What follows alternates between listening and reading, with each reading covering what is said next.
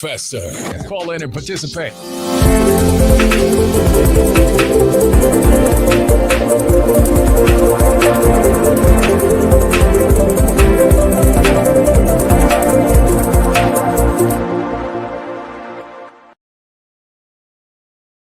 This is Professor Sidney MacArthur Walter Thompson on the Global Radio Network 99.5 FM.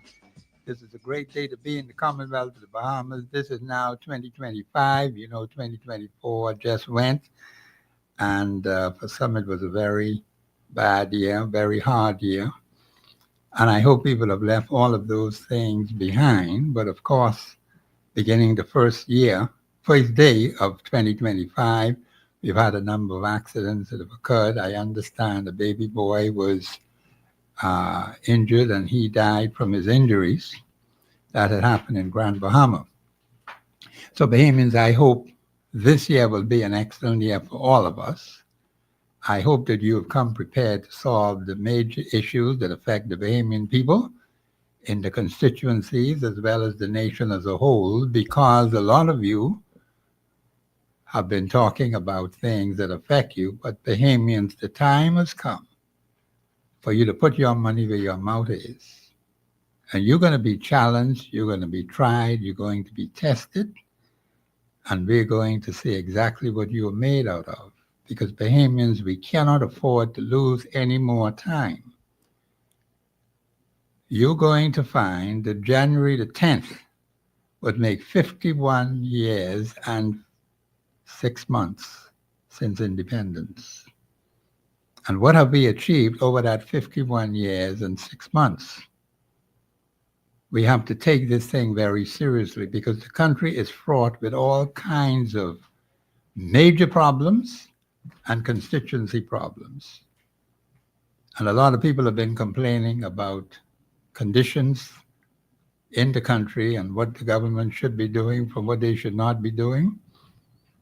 And the point is, I've always said to you, you need to follow your constitution. The best way to help the government of the Bahamas is to know your constitution. So when the government steps out of line, you will be able to correct them. But if you're not able to correct the government or even your representative and show them from the Constitution, because we got a very serious crisis relating to immigration. And there were a group of citizens that put out an action against the government of the Bahamas on citizenship because they believe that the government is violating the Constitution as it relates to citizenship. And you see now that there are a number of persons who are applying under what is called the Bahamas Nationality Act, which is not even an act, it's a bill. It was never constitutionally sound from the time it was passed because it was never completed properly. There was no referendum to approve this particular act, which purports to change or to make changes to the Constitution of the Commonwealth of the Bahamas.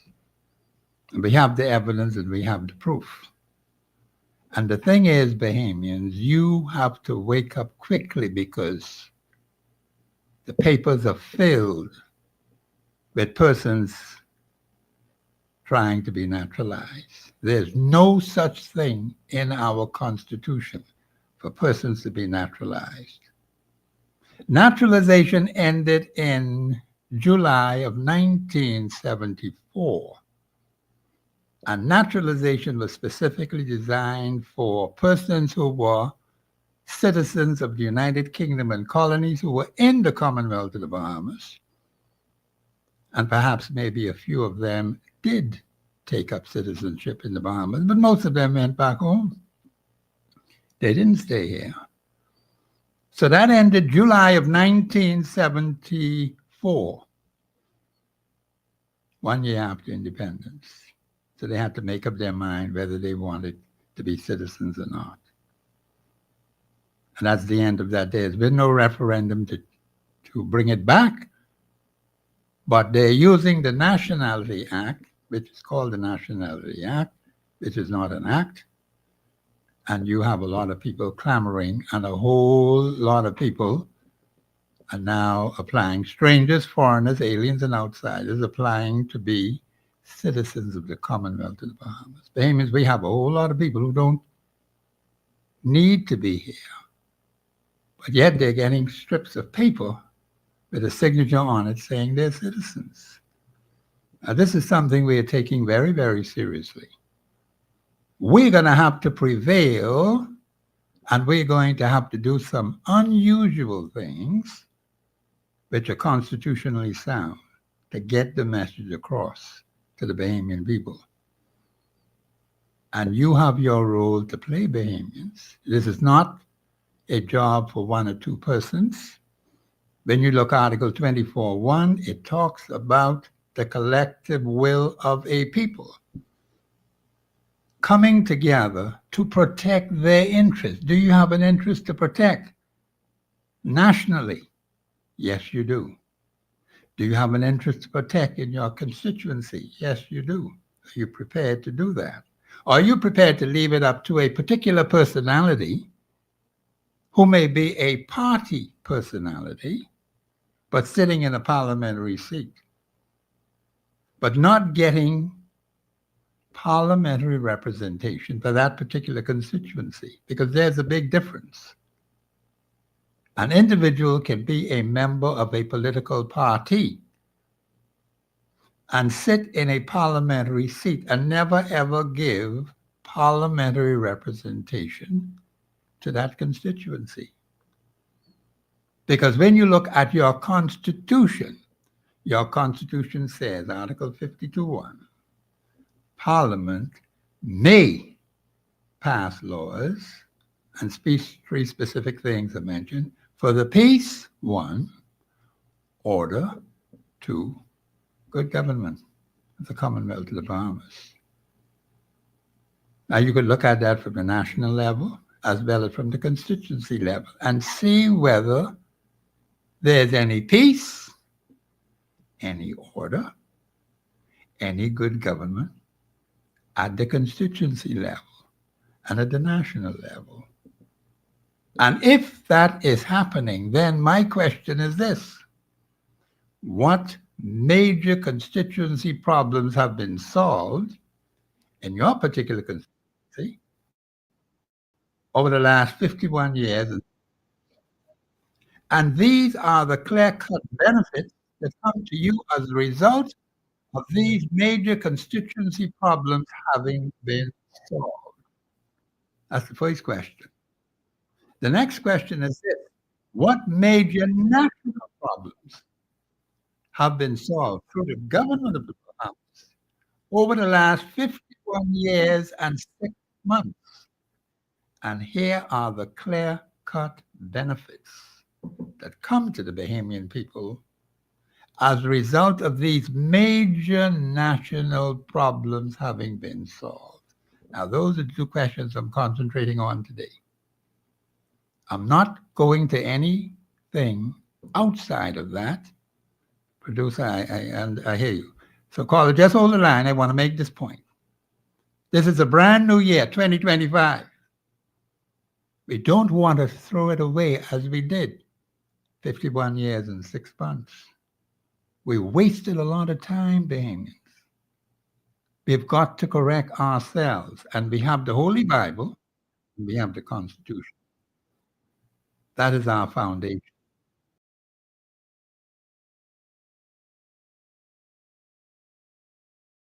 To follow the Constitution. Caller, you're live on air. Go ahead, please. Caller, you still there? Yes, sir. Yeah, go ahead, please. Happy New Year to you. Yeah. I would just want to brief you up. I don't know if you listen to the news in Louisiana. 50 people dead. Yes, I heard that. That was on all night, all this morning. Yes, you did. Yeah. That fellow, he even drove on the barrier. Uh-huh. And I don't know what type of speed he was going to kill those people. And he still came out with a gun. Yes, I understood from the reports that came across my desk. He was at a high rate of speed. And he still came out and confronted the police. Yes. Mm. And now in Louisiana, what they're trying to do, pass a law that 15 feet you cannot, 25 feet you cannot come close to crime scene. The police and they think it's still too close. They can tell you move back more away, and if you don't move more away, they plan to arrest you. Okay. Because like they come close up to take these pictures on the cameras and stuff. Yes. And I don't know how you see it with this marijuana. I think they're gonna pass this bill in this year. I think they're going to have a lot of problems with it. But what I think, I mean, who is me? They should just start off slowly, New Providence, Grand Bahama, and those family islands, keep them on a little hold and see how this is going to run. Don't open up the whole thing one time.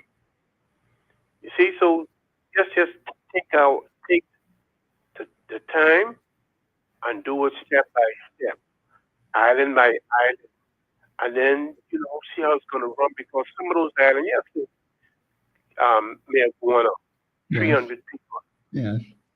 See, Nagua, 900 people. You don't really want to, exploit them right away and stuff like that. So they should, whatever they're going to do it slowly. But My but last point. no, the whole on call. I just want to interject. They're supposed to be setting up what they call this authority. Think about it. They're supposed to be setting up what they call the authority to regulate this marijuana. Right. Now we got to get specific on that. That's exactly what the authority is supposed to be doing, and how it would run, how it would work in the country, and how would it affect the average Bahamian. We're not sure of all the details. At least I'm not saying as yet as to what the details are. And I think what has been happening is that they're not getting clarity on a number of things. The same thing with this police issue. I'm going to speak to that a little later in the show. We do not have clarity from those particular personalities who are involved in giving information to the public. Like one of the talk show hosts said, it's just bits and pieces, a little piece here, a little piece there. And so the public is left to decide what they want to think, what is their imagination, and you should not do that. Not on these major issues that affect the Bahamian people. It should not be that way. Go ahead, caller. So you think they drip feeding you They a are. little bit here, a little bit there. Well, see, I heard the commissioner here. No, Well, I'm now talking about what Mr. Dowers was saying. Now getting no, to the Mr. Dow, commissioner. but hold on. Let's take it a little slow. See, Mr. Dowell talked about this authority that's supposed to be set, right? Now we have to understand how it's supposed to operate. What are the regulations? What are the laws? They talk about people who they are going to be meeting with, who are stakeholders, but they never seem to get any message to the average Bahamian in those particular constituencies to get their input. Because remember now, whatever is done is going to affect the nation as a whole. And we have to ask ourselves, where is the input of the average Bahamian? Okay? That seems to be missing in every piece of legislation that they come up with. Because I know they never send nothing to me for me to look at and say, Professor, look at this and see what you think about it. That has never happened. And I'm very much concerned about that. And it isn't happening for the people in my area as well. They don't know what's going on until you hear the fellas pass it in the House. And they say they make it law, send it on to the Senate, the Governor General signs it. Go ahead, caller. Okay. Yeah, go on. You Did had you another. ever hear the police brought in Mr. Johnson into questioning? But I heard they were saying that they brought him into, say he was arrested. I don't know what that's supposed to mean. Arrested and released. He was questioned. That was just recently. I think that might have happened about maybe 2 weeks or a week ago. All right. Now I understand a particular individual has resigned from the police force. Now, the way they have been doing this, we have to look at it objectively, listen to what the prime minister said, listen to what the commissioner said, and there are some things that are not clear. And so Bahamians are going to make up their own mind as to what is what, and that should not be. If the commissioner has information, then the commissioner ought to make it clear to the Bahamian people so there's no misunderstanding. And if the prime minister has information, then he ought to make it clear so that there's no misunderstanding. You ain't got to be guessing and beating around the bush. Well, he meant this or he meant that. Because see, a person like me, I can go by exactly what you said. And I'm going to analyze you on exactly what you put out in the media. I'm not taking away from it. I'm not going to add to it. Go ahead, Carl. Yeah, but he said he 2 weeks, 2 weeks he started a stutter. He said 2 weeks ago he started a stutter. He said 2 weeks ago he was brought in. I know. Yeah, that's what you understand. I Yeah. know. I know. In most cases, you hear on the radio that John Doe was questioned, then into the police was questioned. Right. But we ain't hear nothing about that. No. I didn't be on no. See, what gone bad? Let me show you something. What they should have done long time. Whatever proof or whatever happened, they should have let him resign. They did.